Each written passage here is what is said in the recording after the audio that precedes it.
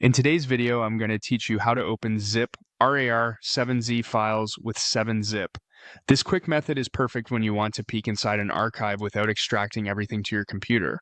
We'll be using the 7-zip context menu on Windows, which gives you a simple option to open and view the contents right away.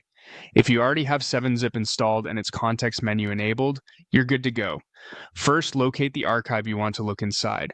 This can be a zip, RAR, or 7Z file, and it works the same way for all of them.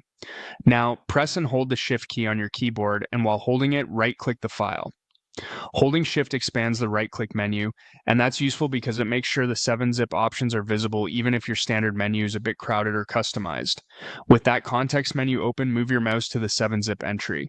Don't click the file itself. Hover over the 7-zip option in the menu. A small submenu will appear. From that submenu, click Open Archive. This tells 7-zip to open the file directly so you can see everything inside without extracting anything to a folder. A 7-zip window will pop up showing the contents of your archive. You can browse through the folders and files, check sizes and modified dates, and verify that the items you expect are actually there. Think of this like looking through a sealed box without dumping everything out on your desk.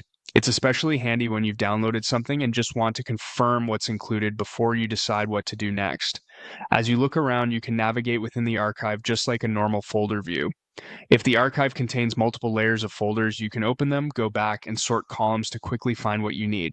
Because you chose Open Archive, nothing is being extracted to your system yet, so it's a safe way to inspect contents and keep your storage clean.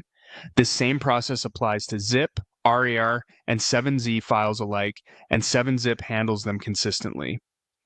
If you ever don't see the 7-zip option in your right-click menu, make sure 7-zip is installed and its context menu integration is enabled, then try the Shift plus right-click again to reveal the extended options.